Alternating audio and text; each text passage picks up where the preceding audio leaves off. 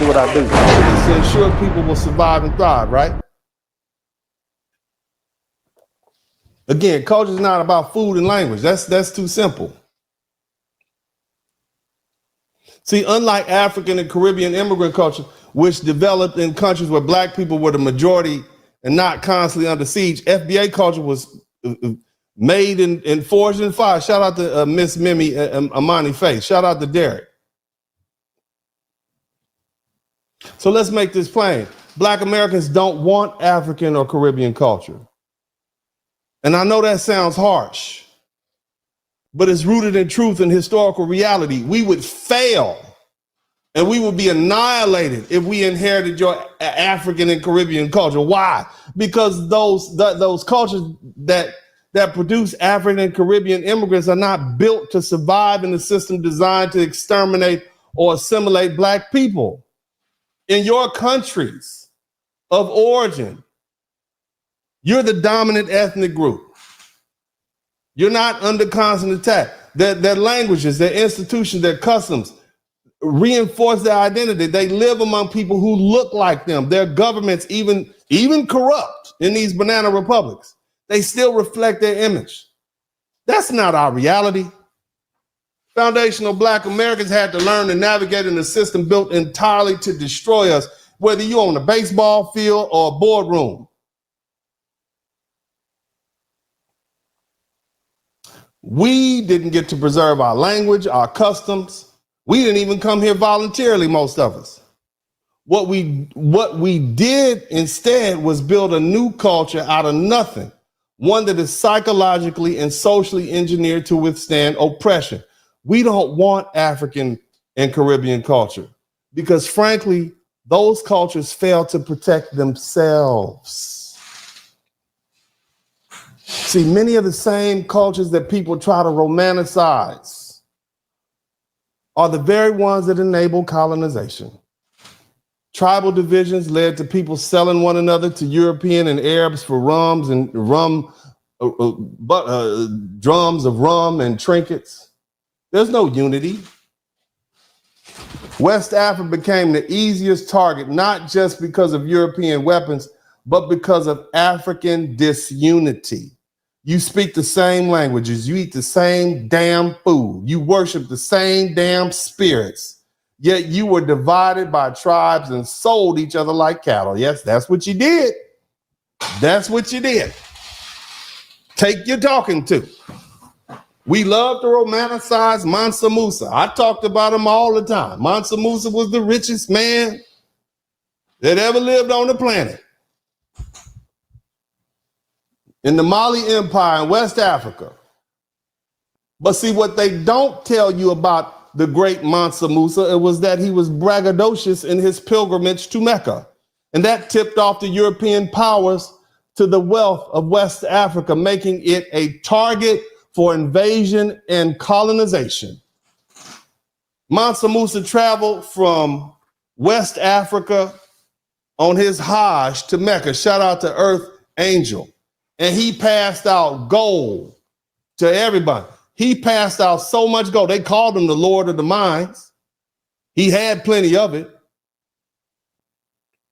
He gave out so much gold that it upset the economy in those places. It drove down the price of gold for years afterwards.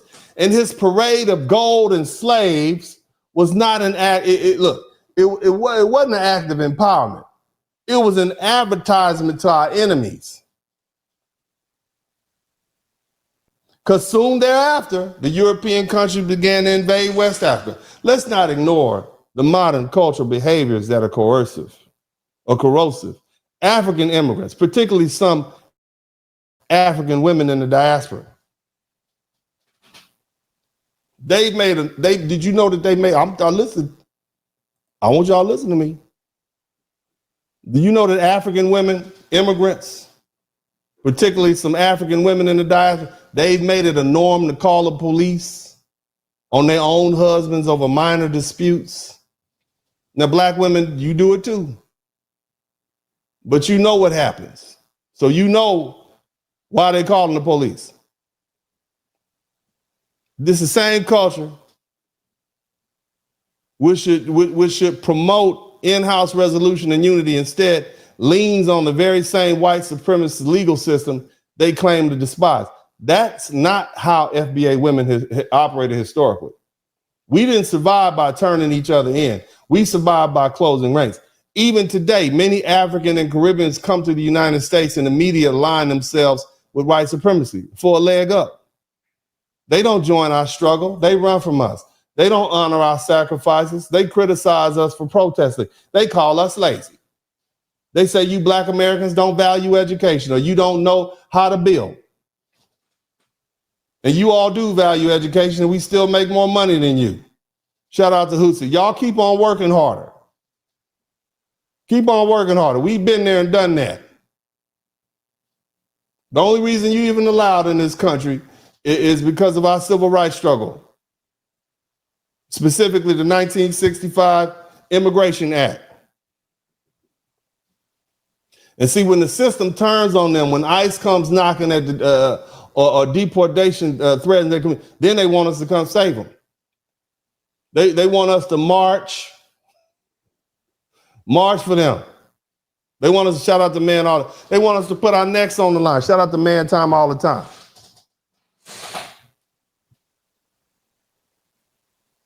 You understand me?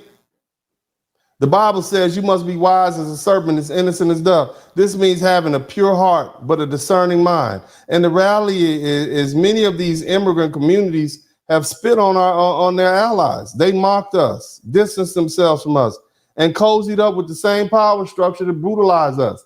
And now they're being left to reap the consequences of their choices, fam. Foundational Black Americans have earned the right to define ourselves. That's why we use the term FBA, not African American anymore, because we're not African immigrants. I want you to remember what I said earlier. When did these African folk just start getting over here? When did Jesse Jackson come up with that term African American? It wasn't no African Americans over here when Jesse Jackson came up with that term African American. Was it? Remember what I said in 1965? What? In 1965, they passed that law outlawing discrimination against immigration from darker countries. Huh? Right?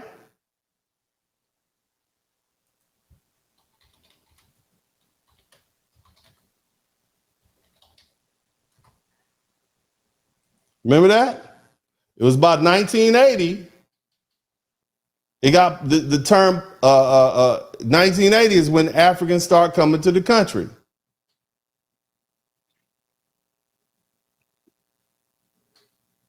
And it was at the same time, right before all the Africans started showing up, what? We started utilizing that term African American because there was no other group of Africans. But see, we're not African immigrants. We're not Caribbean immigrants. We're not recent arrivals. We are descendants of those who built this country who predate its existence. We were not just slaves. All of us did not descend from slaves. Even today, at this particular time, we have those who are in chattel slavery in our historical, ethnic and racial and genetic legacy. But all of us didn't start off as slaves. We have a shared lineage, we have a shared trauma, a shared history, and a shared resistance. Our skin tones may vary.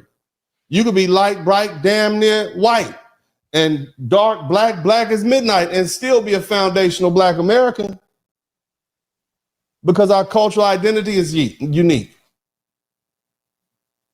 And see, let me tell you something. The truth is about Africans and Caribbeans, your culture is not built to withstand the psychological and systematic warfare we endure here. There was a study that came out a couple years back that I did a broadcast on when I was examining the unalivement rate of Black men in America. And they had delineated between African immigrants, foundational Black Americans, and Caribbean immigrants. Foundational Black Americans had the lowest rate of unaliving themselves. The highest rate from the Caribbeans, because y'all not built for this. You coming over here, you kissing up the white folk the pressure gets to you. You're not built for this. You got to be made tough. Your culture is built for lands where you're surrounded by people that look like you. But here you're surrounded by white folk and white lights, white adjacents. You understand? What works over there is not going to work here. Worse still, there's a lack of unity. The tendency to sell each other out, to snitch on each other, align with outside, that makes you vulnerable. That disunity is how white supremacy works. Divide and conquer. And if you bring that same mentality into the United States, you're going to find out the hard way that doesn't protect you. It exposes you. Shout out to, what's up, baby girl? Shout out to Penny 4. We're not the same. And we're no longer going to blur the lines. You can celebrate your culture. You can honor your ancestors, but do not conflate your experience with ours. Do not conflate colonization with chattel slavery and everything we've experienced. Do not assume that we will sacrifice ourselves for people who have made it clear that they don't respect us. FBA culture was born in the belly of the beast. It is the only black culture on the planet that thrived under white supremacy. The rest of y'all folded. What's up, what's up, what's up? Welcome, welcome, welcome to the broadcast. This is Uncle D. People wash their ass in the tub, Kamala Harris. You would tune in to Uncle D. This black man talk, pull up, homie, take a seat. Don't be a shadow watcher every day. You learn something, then you earn something. Let them know and drop some money in the plate. It's getting cold, ladies, talking ratchet. Lizard King here, grab your coat, zip your jacket.